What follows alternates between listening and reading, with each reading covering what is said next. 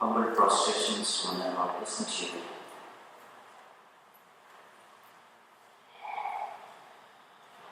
So yesterday we were seeing various ways of handling stress.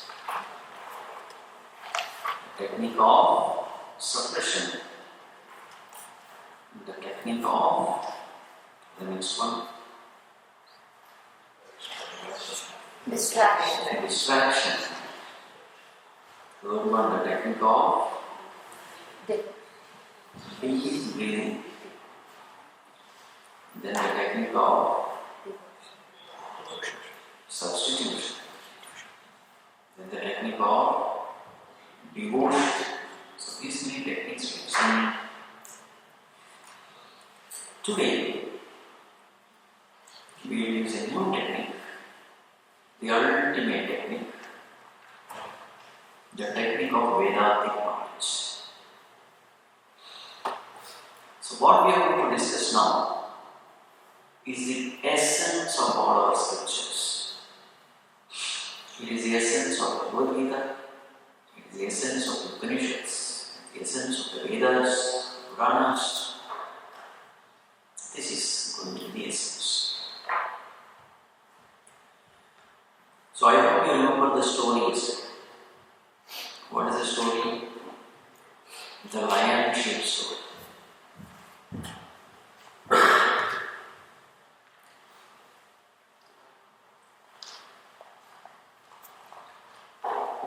The lion grew up amidst the flock of sheep and it thought that it is a sheep. And then it was very scared, tense. But then later, when it came to know that it is not a sheep, it is a lion, what happens to all the tension, worry, stress? He just vanished. It came to know that there is nothing to be stressed. Because there is none to be afraid of in the forest. I am not a sheep, I am a lion. The whole of Vedantic knowledge is nothing but this. Tat Tvam Asi. That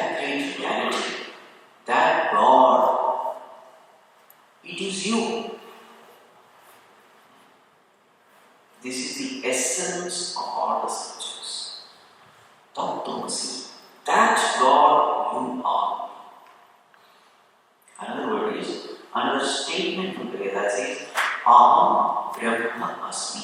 I am Brahman. I am God. This is the ultimate truth of this world. Now we are going to see how this is true and how the scriptures analyze this truth. So first of all, so today happened to be Shankara Jayanti. So whatever we are discussing is based on Bhagwan Adi Shankaracharya's commentary on the Upanishads. That commentary is considered to be the ultimate. All other commentators have commented only upon Bhagwan Adi Shankaracharya's commentary.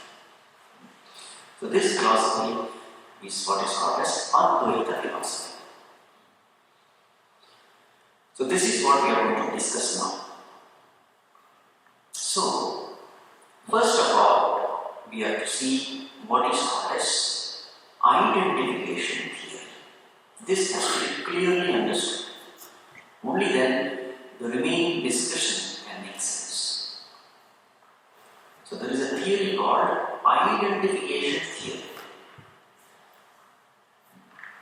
What is identification theory? When entity A identifies with entity B, the properties of B appear to be the properties of A. This is it. Once again, when entity A identifies with entity B, the properties of B appear to be the properties of A. To understand this theory, we will have to take some examples.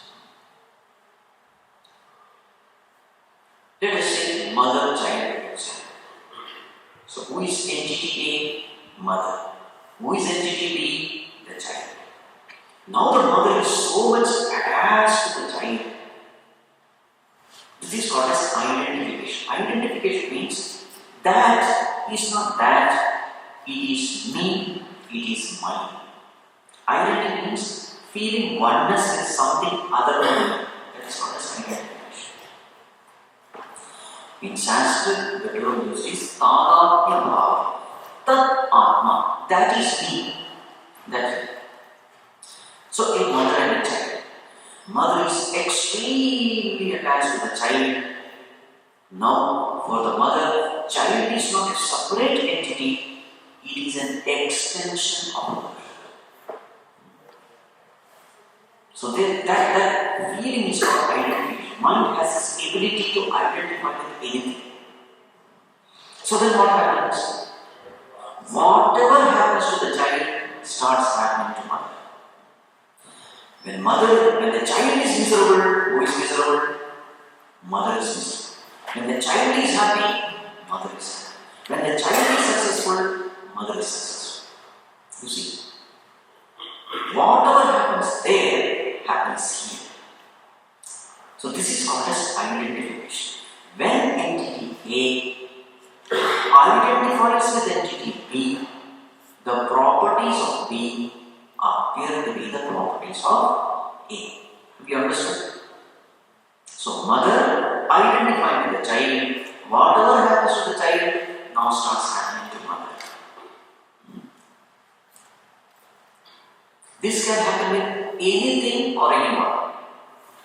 I purchase a new car.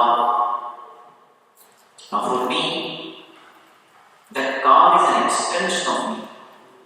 Now some careless driver makes a scratch onto my new car. What happens to me? To the extent there is identification, to that extent, I feel it, that scratch is not on the car, it is on me.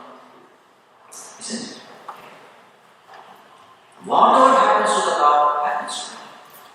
So it can be a thing also. If you are attached to a dog, same thing will happen.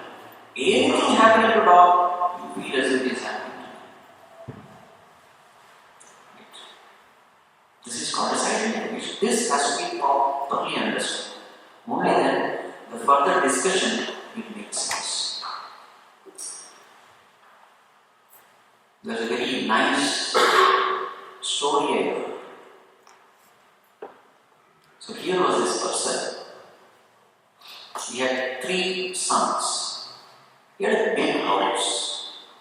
very, what do you call, scenic place, overlooking the riverside, very scenic, kept three sons.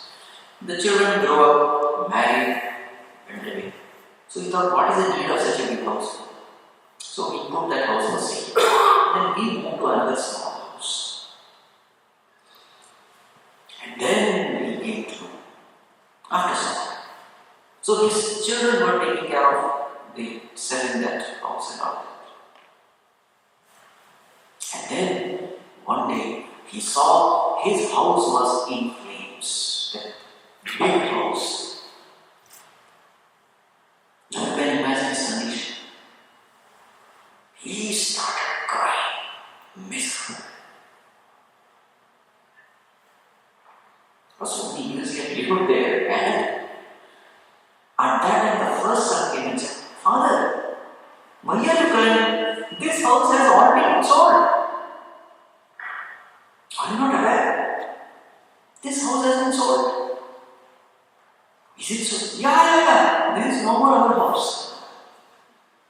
All the sorrow vanished. So he also became respected by others. Others were just seeing that, old houses. He also became respected. Why? Now this house is no more. Then the second son came and said, what are you talking? It is true that we had made the sale, but till that person has not yet given money. We know that we have made an agreement, but that person is yet to pay. Now you will not give. Again, this person pays. Because now it is still his also. Then the third son came and said, no, just now we have spoken to him. He said, see, it is not your fault. The deal has been done. So therefore, I am a straightforward person. I am going to pay you. Again, this person. You see the difference? The moment this house is mine, I am miserable. The moment the house is no more mine, this is called as identifies. So now, our entire discussion is based on this identification. Everywhere throughout our life, we find that, our entire life is based on this identification. Now, let us take another example. The example of a movie theatre. So in the movie theatre, we enter. The whole thing is dark. We enter into that dark room. And the movie unfolds. As the movie unfolds, what happens? Characters start coming up. There is a story. And our mind gets absorbed with that movie. Movie happenings, movie time, movie characters. We get totally absorbed. And now what happens? Suppose the hero is miserable. What is my condition? I am also miserable. Hero is crying, I am crying. Hero is happy, I am happy. Whatever happens there starts happening here. Yes or no? Now see, that hero actually is an illusory entity. But that illusory entity, the unreal entity, is able to bring real tears in my eyes. Yes or no?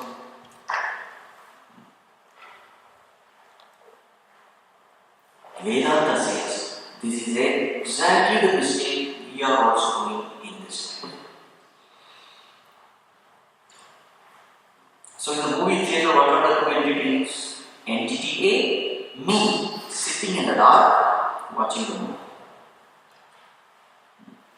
Entity B, who is entity B? That movie character with whom I am identified. I have identified with that character. Now whatever that character goes through, the same thing I will also go through. Ups and downs. In fact, that happenings are all unreal, but those unreal happenings are able to affect me. Because now I am identified with that. Now, in the film theater, I am crying, not thinking of my real problems. I have my wife, children, etc. I have real problems. In the theater, I am not crying, thinking of the real problems. In the theater, I am crying, thinking of the unreal problems of an unreal cat. Yes or no? Yes. So Vedanta says, same mistake we do in real life also. So in real life, what are the two entities?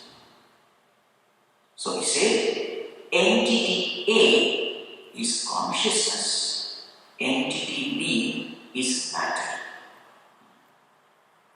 Two entities. So many different names are given in different scriptures. Sometimes entity A is called Brahman, then entity B is called Maya. Sometimes entity A is called Purusha, then entity B is called Prakriti. Sometimes entity A is called Kshetrajna, then B is called Kshetra.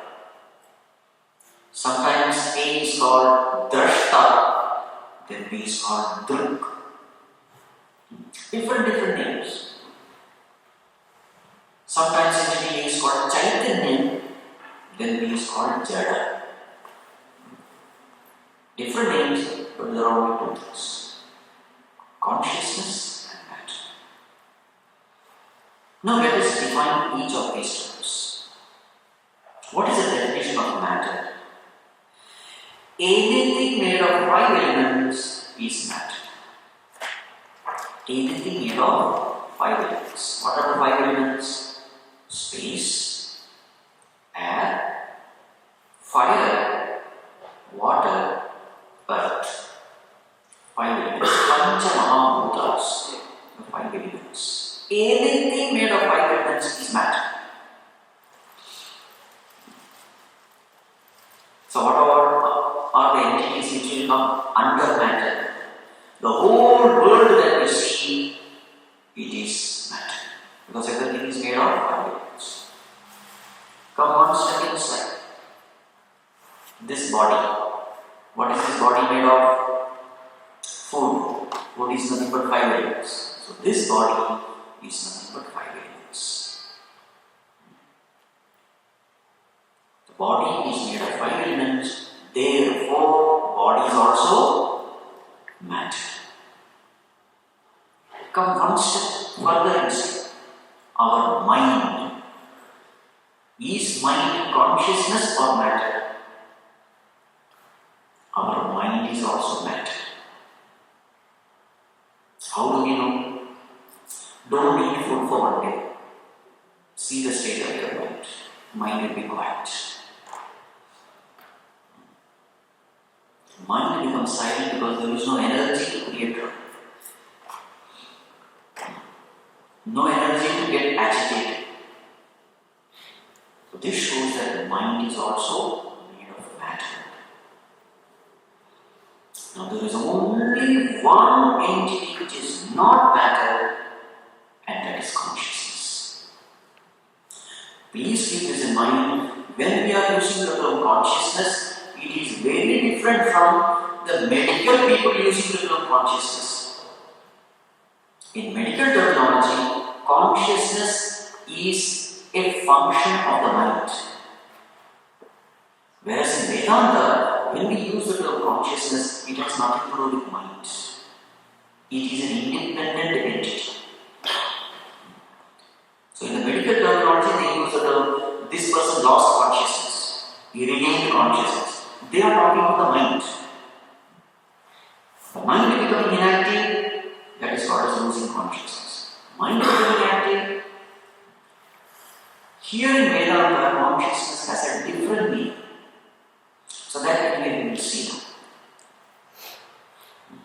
So everything in this world is matter.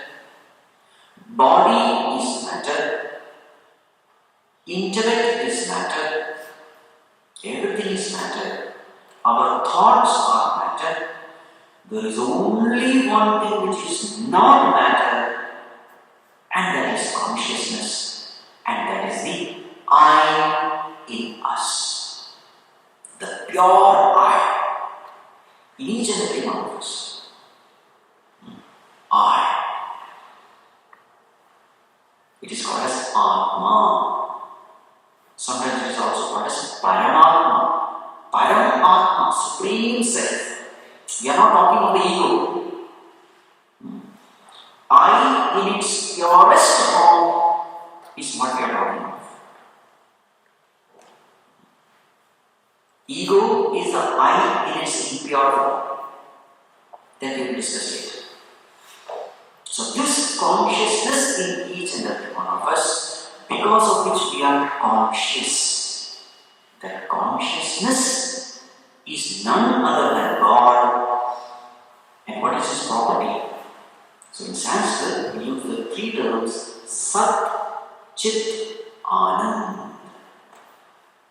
This is how that consciousness is defined. It's a definition for consciousness. Remember, when we are going to define this consciousness, every one of you should think this is about me. Or we don't see some consciousness somewhere. No. This is the description of each and every one of us as we are. Sat means what? Existence. Existence. Now tell me, are you existing or not? Are you? We know it, that existence in its purest form, which is independent existence, which is absolute existence. This is our true nature, and that is why each and every one of us, we want to exist. Is there anyone who doesn't want to exist? We all want to exist. Where is this desire coming from? Desire to exist. Where is this desire coming from? It is coming because it is our nature. Our nature is to exist. So therefore, the desire to exist is a natural desire. Sat. Sat means absolute existence, independent existence. What do you mean by independent existence? Independent existence means it doesn't depend on anything for existing. For example, the wave and water. Wave enjoys dependent existence or independent existence? Dependent existence. It depends on water for its existence. No water, no wave. Gold ornament. It enjoys dependent or independent existence? Dependent. It depends on gold for its existence. Mud pot. Dependent existence. It depends on the mud for its existence. Now, this existence, it is independent. It doesn't depend on anything for its existence. Sat. Existence is its nature. It just exists. It can never become non-existent. Existence is its nature means what? It can never become non-existent. Because existence is its nature. Whatever is your nature, it cannot be separated from you. Sat means what? It is immortal. In another words, it is immortal. Sat.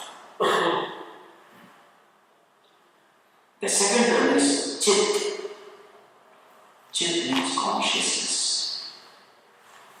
Consciousness means what? Being aware. Being aware. That is its nature.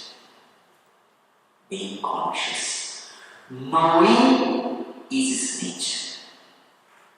Knowing. Independent knowing. Instrument-free knowing. He just knows. Effortless knowing also. There is no effort in knowing. Knowing is its nature. If you find this discussion difficult, don't worry. You can stop. Okay. Now we are going to discuss something which is very subtle. Higher you go, the concept becomes subtler and subtler. This is the core of Vedanta. If you have understood this, you have understood everything. Okay. So we are talking of Chit now, consciousness. Consciousness is what? Awareness. Being aware. Knowing. Knowing is its nature. Knowing is its nature means what? It is impossible that it can remain not knowing. Just as a mirror reflects, reflecting is the nature of the mirror. It is an effortless reflection. There is no effort involved when the mirror reflects. Or heat and light is given by the sun, it is effortless. Because heat and light is the nature of the sun. Just like sugar gives sweetness, effortlessly it is sweet. Because it is its nature. Fire gives heat, there is effortlessness. Because heat is the nature of fire. In the same way, knowing is the nature of consciousness. Absolute knowing, instrumentless knowing. Consciousness doesn't need a mind to know. Consciousness doesn't need a sense organ to know. In fact, mind is capable of knowing, borrowing the property from consciousness. Just like a mirror reflects sun. Now the mirror appears to be a source of light, but actually mirror doesn't have the ability to give light. It is only borrowing the property of light from the sun and then reflecting. It is a borrowed property. Giving light is a borrowed property for a mirror. In the same way, mind's ability to know is only a borrowed property, borrowed from consciousness. Sense organs, the eyes are able to see, the ears are able to hear, it is not its property. The sense organs borrow the property from mind, mind borrow the property from consciousness. The ultimate knower is consciousness alone.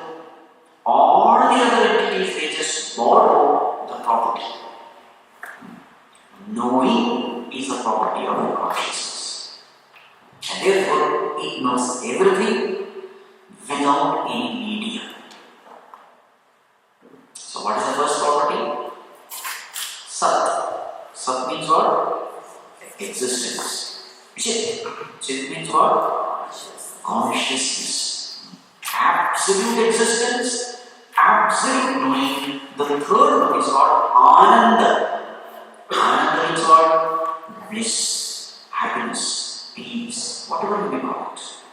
Infinite bliss, absolute bliss. That is Ananda. So this is the nature of consciousness, which is Atma in us. Atma means what? I. This is the nature of each and every one of us. And that is why we desire to exist, we desire to know, and we desire to be happy. Are you able to see the relationship? Sat, Chit, Anand. Every one of us we desire to exist. Sat. Every one of us we want to be happy. There is not even a single person in this world who wants to be unhappy. We desire to be happy. We want to get rid of sorrow. And we want to be happy. Why is this desire for happiness? Happiness is a nature. Chit, knowing, we want to know.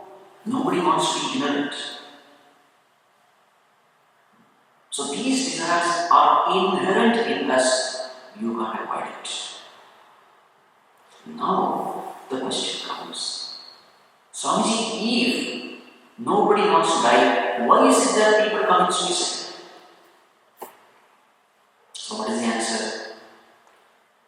people commit suicide because they don't want to exist with misery. All those who are committing suicide, it is only because of sorrow. And they think, by dying, I will get rid of my sorrow. So they only prove whatever we have discussed. Everyone wants to exist. Everyone wants to exist happily. That happiness is not there. So therefore they think, I can get rid of my sorrow by putting an end to my life. Right. So Sat, Chit, Anand. Who is this Satchidanand? Don't say somewhere above the clouds. It is me. Now the question is, if my nature is infinite bliss, why is it that I am not experiencing it? If my nature is immortality, why is it that I am not experiencing it? If my nature is perfection, why is it that I am not experiencing it? Natural question. So then, we give the reason, it is because of identification. What is the identification theory? Forgot? I keep asking questions to ensure that you don't sleep. What is identification theory? When entity A identifies with entity B, then what happens? Properties of B appear to be the properties of A. So now, who is entity A? I. Who am I? Satchit Anand. Infinite bliss, infinite existence, absolute knowledge, perfection, absolute God Himself. I. But now, what is the mistake I have done? Instead of identifying with my real I identify with the body. With this body. Now what will happen? When entity A identifies with entity B, what is B here? What is B? Body. What is entity A here? Consciousness. When consciousness identifies with the body, now what will happen? Properties of the body is experienced by consciousness, not the properties of consciousness. Properties of consciousness is it is Satchidanand. But now, when the consciousness identifies with the body, now it is not experiencing the perfection of consciousness, but the imperfection of the body. What is the nature of the body? By all means it is imperfect. It has a birth date, it has a death date. It decays and dies. So, the nature of the body in one of our texts, Tat Tvam is the basic text of Vedanta. Tat Tvam. So, the definition of body is given like this: Asti, Jayate, Vardhate, Viparinamate, Apakshayate, Vinashyate. These are the Shat six-fold modification of the physical body. What are the six-fold? Asti. First, it exists in the womb of the mother. Asti. Jayate. It is born from the womb. Vardhate. It grows. Viparinamate. It matures. Apakshayate. It decays. Vinashyate. It dies. These are the six-fold modification of this physical body. Exists, born, grows, matures, decays, dies. This is a common biography of all the bodies. Correct? Now, it has a limited existence. From the birth to the death. Now, we as consciousness, will we be happy with such an existence? Yes or no? We can never be happy because our nature is infinite existence. Our nature is unlimited existence, eternal existence. And now I am Now what all the body go through, I feel as though it is happening to me. It is no more the body. What is this body now? It is me. So when the body decays, grows old, I become miserable. When the body has some kind of disease, I become miserable. Why? The disease is not for the body, it is for me. I am sick. Actually, the truth is only body is sick. But what is my experience? I am sick. You see? And when the body dies in old age, I become miserable. Where is this misery coming from? It is coming from the wrong notion that I am the body. Right? So where is this misery coming from? Wrong notion that I am the body. What is the truth? The truth is I am just a sakshi of the body, witness of the body. I am the witnessing consciousness, witnessing the body. But this truth I don't know. I consider myself as a body, and when different problems come to the body, I feel it is coming to me. And thus I am miserable. I am stressed. So how to get rid of this stress?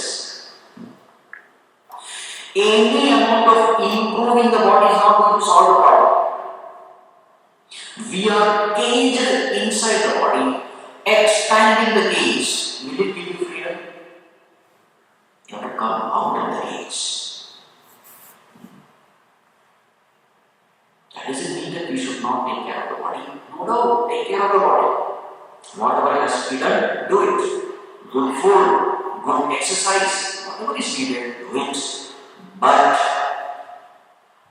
always keep in mind that this is only my instrument, I am not this.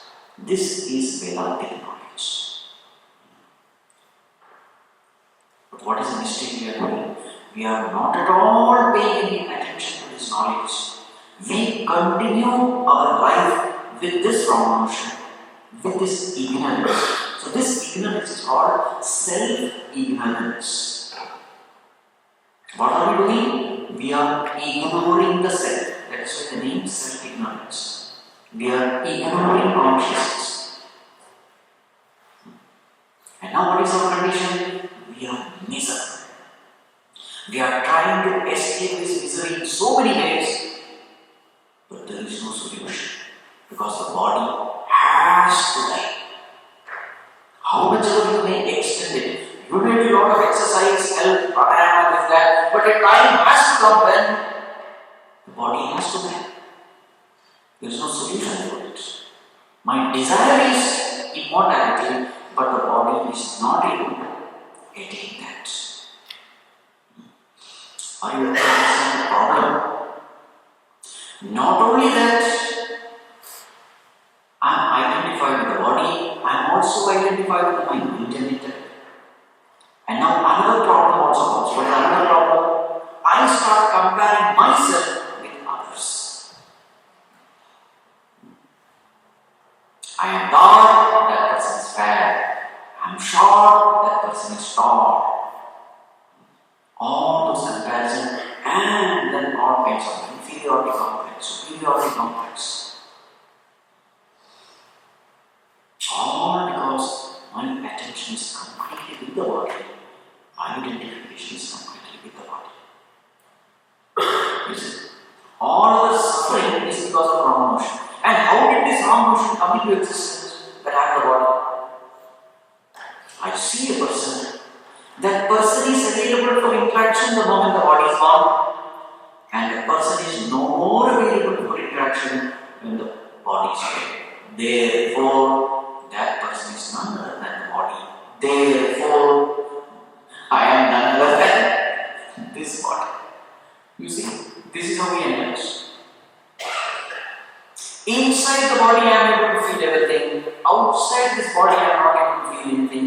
Therefore, I am restricted within the walls of this body. The skin of this body. Therefore, I am this body. Everybody is living as that body, therefore definitely I am this body. Majority is always right. In this case, majority is always wrong. In Vedanta, majority of the people are walking the path of ignorance, of wrong notion. So have you understood the problem now? What is the problem? I don't know myself as I am. This is the problem. Remember the story, sheep-lion story. Why was that lion suffering? Lion was suffering because lion did not know that it was lion. It was always thinking that it was a sheep. Actually, there was no problem. It was a self-created problem. Problem because of the ignorance of the self. Ignorance about oneself. So, if ignorance about oneself is the cause of the problem, what should be the solution? What should be the solution? Knowledge of the self should be the solution. I am suffering because I don't know who I am. So if I want to put an end to that suffering, what should I do? I must try to know who I am. The moment that sheepish lion came to know that it is lion and not sheep, all its sufferings ended. The moment he came to know himself as problems of me. That is the only way to solve the problem. There is no other way. There is no other way. In the film theatre, you are crying because the hero is miserable. He is getting beaten up. All his relatives are dying. He is a failure everywhere. And you are also crying, the hero is crying. How to put an end to that sorrow in the film theatre? One way is pray, oh Lord, save that hero. That may or may not work. But what is the one thing which will definitely work? Withdraw your attention from what you are not. Start paying attention to what you are. Withdraw your attention from the movie. Look around. Everybody is crying like you with tissue paper. Take out your mobile phone. Look at your images. Identify with what you are. Stop watching the movie. What will happen to the sorrow? Everything gone. Why? Because you are shifting your attention from the unreal to the real. You are shifting your attention from the non-self to the self. This is all what Vedanta is asking you to do. Know thyself is the message of our scriptures. If you have understood this, you have understood all the scriptures. You have understood the purpose of all the avatars. All avatars, Krishna avatar, Rama avatar. Purpose is only this. Know yourself who you are. Krishna doesn't come into this world to say that I am God. Worship me. No. The purpose of Krishna when he saying, I am in you as a self. Try to find me there in your heart as your own self. This is the purpose.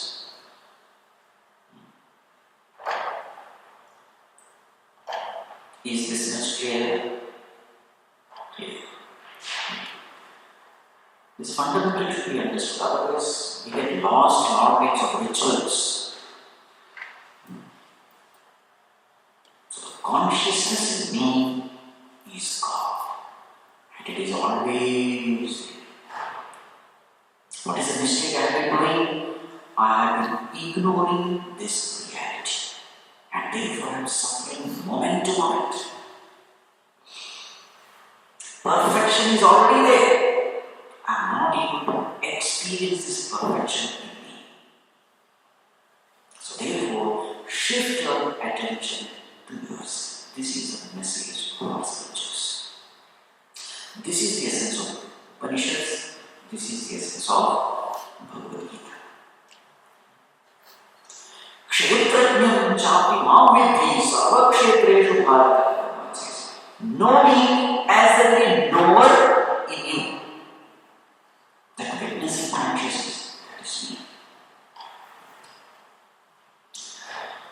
Now, how to practice this? So here, now when we sit for meditation, how to practice this? So this meditation is very different from the meditation which we have discussed now. And to do this meditation, of course, the qualification is purity of mind. If the mind is pure, this meditation can be done. Now, what is the meditation to be practiced? So, what is the meditation? When we sit with closed eyes, what do we find? We find two entities. What are the two entities? Number one, the consciousness which is witnessing or witness. And number two, the thoughts playing in the mind. Two things in this. What are the two things? Thoughts of the mind, and second one, the observer of the thoughts, the witness, the consciousness. Two things. Consciousness which is witnessing the thoughts and the thoughts. What do the thoughts represent? Thoughts represent the world. Because generally all the thoughts are worldly thoughts. Something, being, situation, experience, happening of the world. So all these thoughts are worldly thoughts. All these thoughts are witnessed by us. I am witnessing the thoughts. This witnessing consciousness is the observer, and thoughts are the observer. Only two things. Drishya, drashta. Seer, seen. Observer, observer. Now, the one who is witnessing, who is he? Lord himself. Consciousness is Bhagavan himself, God himself. He is a witness. So you have two entities. Number one, God on one side. Number two, world on the other side. How is the world expressing itself? As thoughts. So now the question is, where is your attention? Is your attention in thoughts? Then you are a worldly person.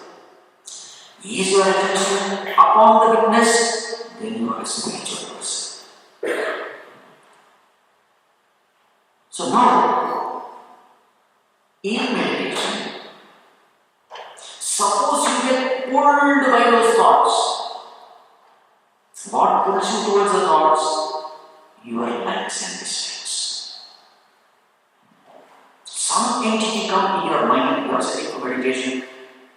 For example, you have seen an advertisement of the latest mobile phone with all advanced features. Suddenly the thought comes, this mobile is so nice. I think I should upgrade my mobile. No, my mobile is an old one. This is good. These features are very beautiful. It will help in my profession. So now what is happening? One mobile thought came, and so you are sucked into that whirlpool of thoughts. Yes or no? The mind starts wandering. Why the mind is wandering? Because there is raga for that object. You don't like that object. Likes and dislikes, they are called as an impurity of the mind. Because it sucks you into the world. It takes you into the world. The world is like a whirlpool. And now one thought becomes multiple thoughts, and you forget that you are seated for meditation. Now what are you meditating upon? You are meditating upon the mobile phone. It is not called God meditation, it is world meditation. You see? Every time you are thrown out of your center, depending upon that thing will not bother you. It will come and it will go. But if there is likes or if there is dislike, then you automatically get sucked into that world. It can be a thing, being, or a situation. Always remember this. A person whom you love too much, if that person comes in your thought, you helplessly involved in that whirlpool of thoughts. And in the process, you forget the witnessing consciousness. This problem in meditation is called vikshepa, wandering of the mind. The beginners of meditation will experience two obstacles. Number one is called sleep.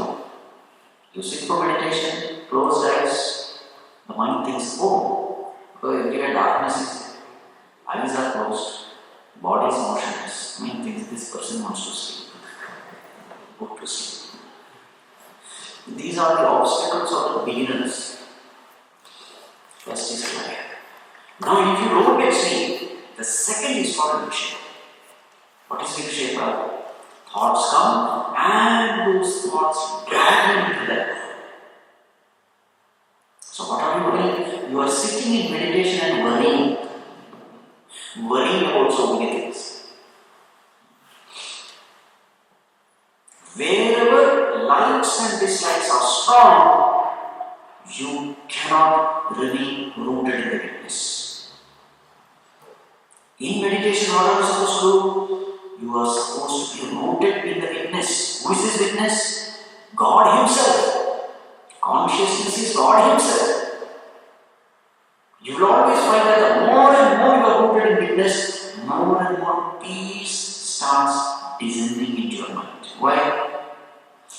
Because more and more you start identifying with consciousness, you start experiencing the properties of consciousness. What is the property of consciousness? Ananda. Peace is a property. So what is the proof that your meditation is really going well? You experience peace more and more intensely. Intensity of peace is a proof of success in meditation. But if the mind is not with consciousness, it is with the worldly thought. And what takes our attention towards the worldly thought? Our own likes and dislikes. That is why likes and dislikes are called impurities of the mind. A person with strong likes and dislikes cannot do this meditation. He closes his eyes, suddenly no thought comes. Generally, the thoughts which are bothering you will come. Strong impressions they have left in the mind. Those impressions bubble up when you sit for meditation. And those thoughts drag you into their worlds. So the necessary qualification for this meditation is a pure mind. What is the definition of a pure mind?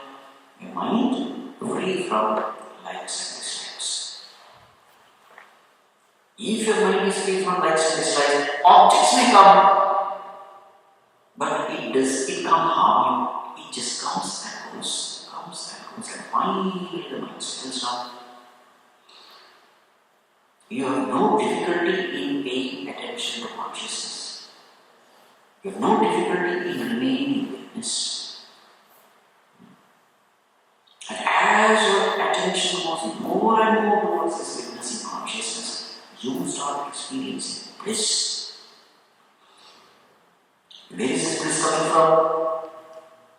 Where is it coming from? It is our nature. It was our nature. You don't have to create it.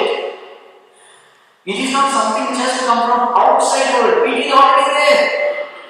You never paid attention, therefore you never experienced it. This is called as Vedantic meditation. At the seat of meditation, shift your attention to that consciousness. When thoughts come, what should be your attitude? Let it come, let it go. The moment you start giving importance to that thought starts multiplying.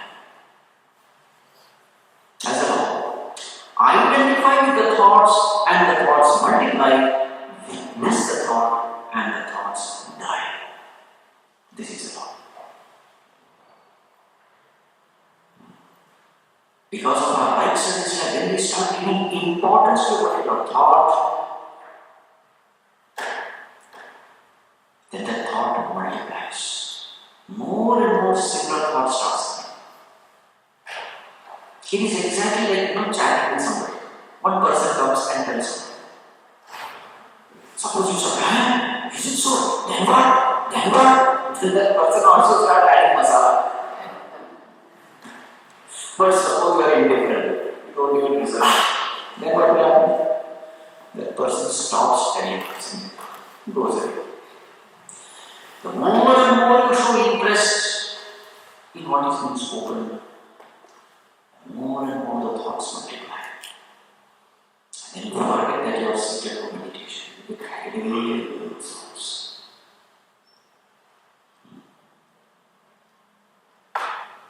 So this is Vedanta meditation. So more and more you are shifting your attention to your own self. Not getting carried away with the thoughts. This is the way to disidentify from the world, from the body-related thoughts, and then shift your attention to consciousness. Now, this Vedantic meditation need not be done only at the seat of meditation. It can be done anywhere. That's the beauty of Vedantic meditation. Anywhere. You are interacting with the world, you are talking to someone, but then your attention is upon that third entity who is just watching me talking to another person. I don't get it. As I am talking, there is another entity, me, just watching me talking to you. As you are listening, there is another entity in you watching you, listening to you. Are you going to get it? There's a difference. Shift your attention there. Who's just watching, who's just witnessing. That witness is God. That jnanam brahma. That consciousness is God.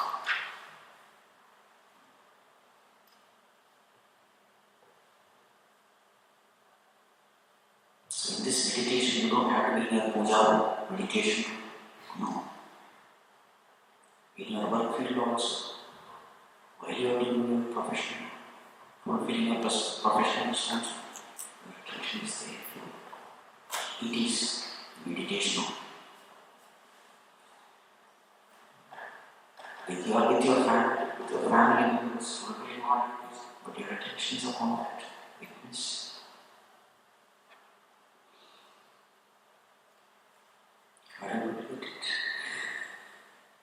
If you can do this, you need not do anything. This is the ultimate meditation. It is the meditation in its purest form.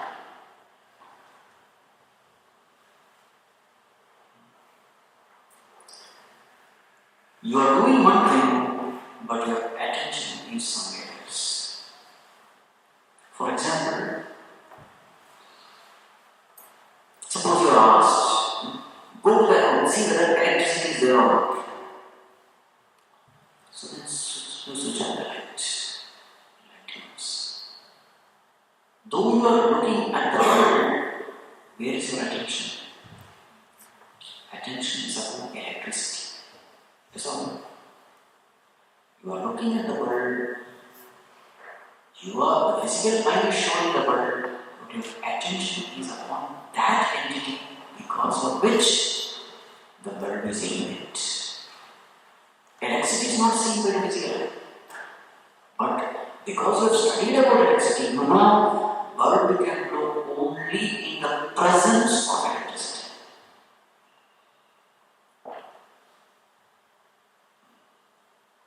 In the same way, the physical body. What is this body? It is inert. It has no life. It is made of 5 elements. But there is something which is giving life to this physical body. It is sentient. Where is that sentiency coming from? presence of God. Your attention is there. Bulb by itself has no light. It is only the electricity which is expressing itself as light. Body by itself has no life. But there is something in this body which is expressing as life. What is that principle? Consciousness. Your attention is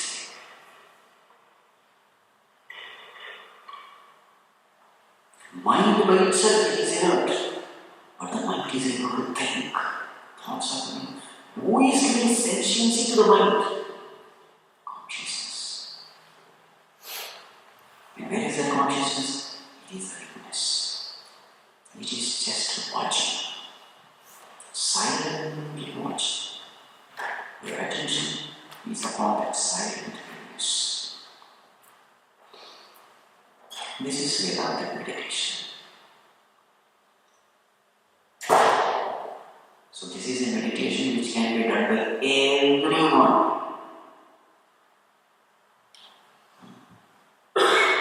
Don't say you have to be a monk to do this meditation. There are so many wrong notions in the mind of people.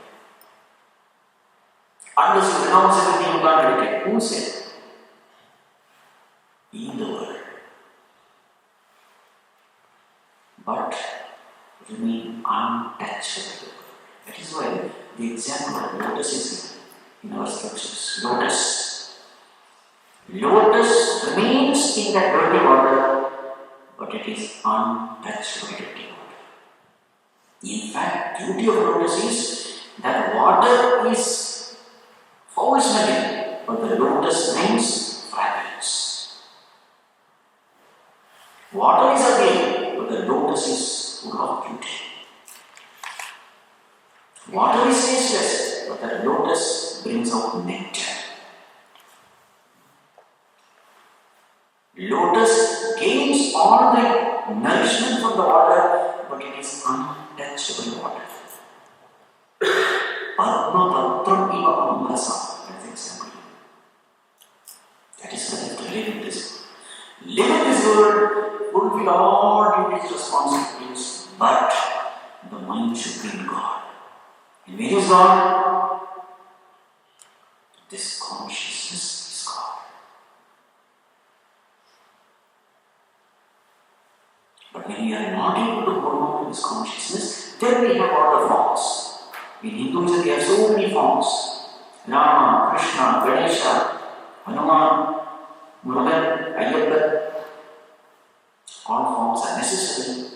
But that is only for the mind to get a support to meditate. Once the mind has become pure and concentrated, no form is necessary. Then shift the attention of such a purified, concentrated mind to that formless entity, which is consciousness. From the form to the formless.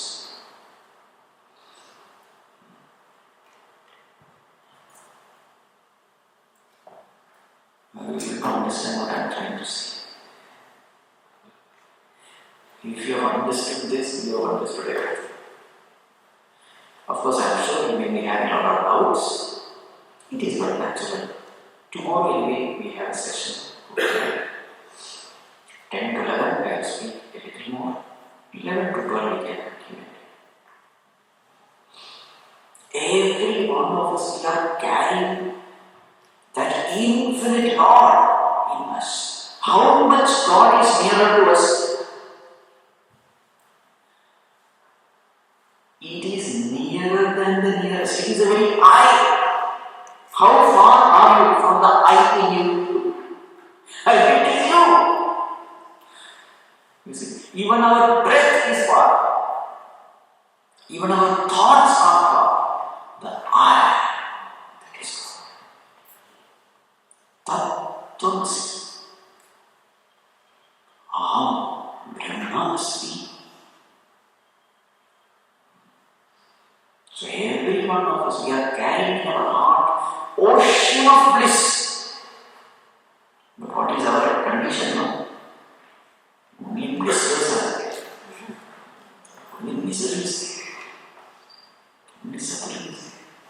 Who is suffering? The one who is emotion of bliss is suffering. See the pathetic condition. What is the mistake we have done? Instead of identifying with our true self, now our identification is with this body. With identification with the body, what joys will you get? Only egoistic joys. I am a bigger person, you are a smaller person. Then little. See, when the ego expands, there is joy. When the ego expands, there is joy. We have misunderstood that this egoistic expansion, the joy of egoistic expansion, is the real joy. And everybody in this world is trying to expand that egoistic joy. I want to show others that I am a big person. Money-wise, talent-wise, ability-wise, possession-wise, we want to prove others that I am a big person. No doubt there is a little joy. The joy of egoistic expansion. But remember, what are you losing? You are losing infinite joy. And the only condition to experience this infinite joy is drop the ego. We don't know this great truth. Dropping the body identification is all. Dropping the ego, nothing else. Become a nobody. The moment you become a nobody, you are in an ocean of bliss. There's a beautiful quote of Bhagavad Gita. Renounce your ego is the only. Did I tell you this? Renounce your ego is the only request from God. I will make you God is the promise. The quote of Bhagavad Gita. Renounce your ego is the only request from God. I will make you God is the promise. So this is available for everyone. Infinite bliss. This is our nature. You don't have to create it. It is already there. You only have to turn your attention there. And the only condition is to drop the ego.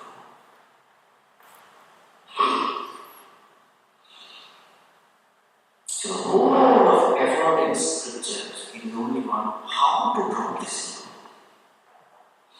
ego. In Karma Yoga, you do selfless service and efface the ego. In Bhakti Yoga, through devotion for the Lord, you efface the ego. Through Jnana Yoga, you understand the illusory nature of this ego and drop the ego. Whichever path you follow, basically the idea is only one, drop the ego.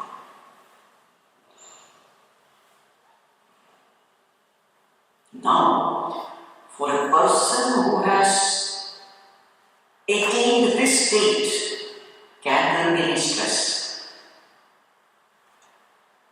Can there be any stress? You see, such a person will have no desire at all. Why there is no desire? All desire is for happiness. I am already experiencing infinite happiness. Then what will I desire? That person becomes desireless. And the moment you become desireless, you become stress-free also. All the stress is directly or indirectly connected to some or the other desire. Here is a person who has no desire. What stress can do? This is the ultimate way of attaining stress-free state.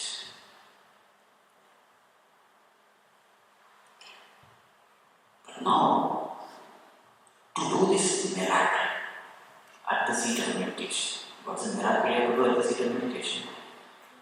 Witnessing the thought, not involving with the thought. This is the miracle you have to do. Witnessing the thought, remaining as a witness, not getting involved with the thought. This is what you have to do. To do this, your mind has to be pure. Otherwise, it's not possible.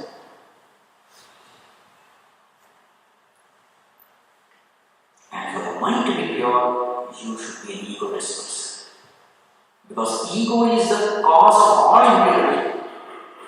Anger, greed, lust, revenge, hatred, everything is rooted in ego. The moment you have vanquished the ego, all these negativities also disappear. So therefore, this meditation is possible only with a pure mind. Definition of a pure mind is egolessness. So therefore, how should we live our life in this world? The purpose of living our life is how to efface the ego, not boost the ego. Once the mind is pure, such a pure mind when you meditate, you are able to witness the mind, drop the mind, and once the mind is dropped, you are in your own state. That's why Bhagavan Shankaracharya says, Chittasya Shuddhaya Karma. All our duties, responsibilities are only for one, purification of mind. Because I don't have to gain anything from the world. Already I have everything which I am craving for. Immortality, bliss, peace, knowledge, everything is already there. The only thing is I have to shift my attention there. To shift my attention there, mind has to be pure. So I must live a life in such a way that all my actions in turn lead to purity of mind. This is the purpose of Karma Yoga. We have discussed Karma Yoga in the second day. What are the four principles? What are the four principles of Karma Yoga? Number one, performance of duty. You remember? Number two, doing it as best as you can. Number three, doing it as a worship of the Lord. Number four, receiving results as prasadam. This very mistake. That is the name of purification. So see, purify the mind, drop the mind, attain the infinite. That's all we need to do in life. But what are we doing with our life? Totalness. End result, stress. 1 million people are committing suicide every year. Every year, 1 million people all over the world. Which comes to 2,500 people every day. Which comes to 100 people every hour. So by the time we finish our satsang, 100 people have committed suicide. Just imagine the amount of stress. And very many people are not committing suicide because of fear of death. That much of stress is there. That much of stress. That much of misery is there. People are trying different ways to get rid of this misery. Temporary solutions are plenty. But we want a permanent solution. And the scriptures give us this permanent solution. There is a way. But unfortunately, nobody is there to listen. People are busy doing so many unwanted things, useless things, insignificant things. The main thing, nobody has done. And therefore there is so much suffering. You see?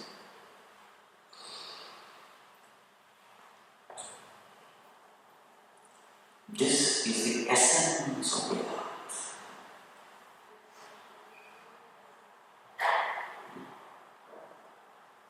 The more and more our attention is upon this consciousness, we come to know I am not the body with consciousness, I am consciousness with an insignificant body.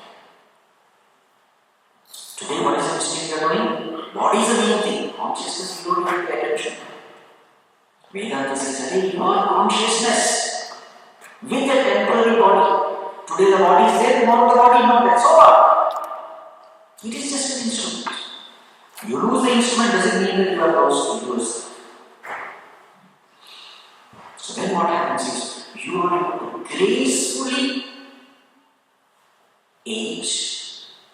You are able to accept old age gracefully.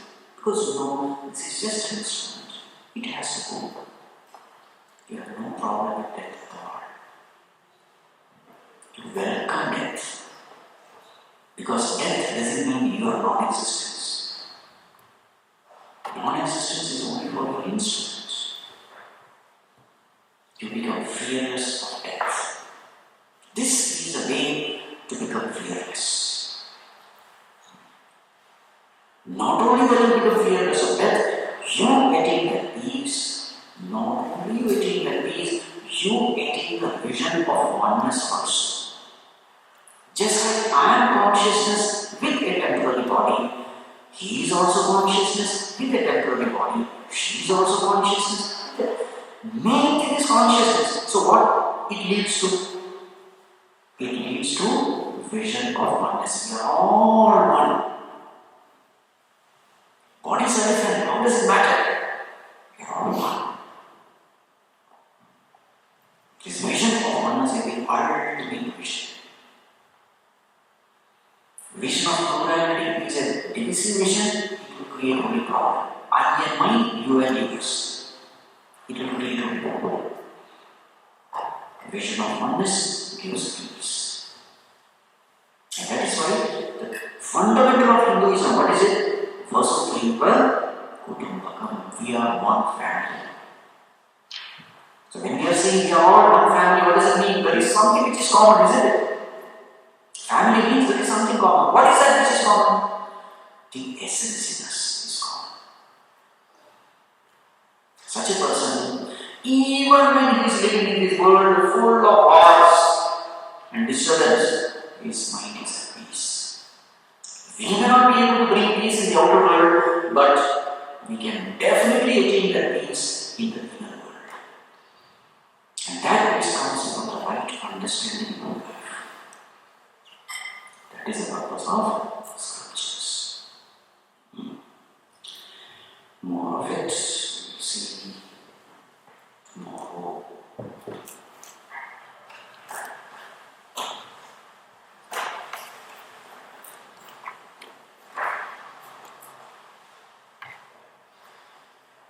Devi Durga Devi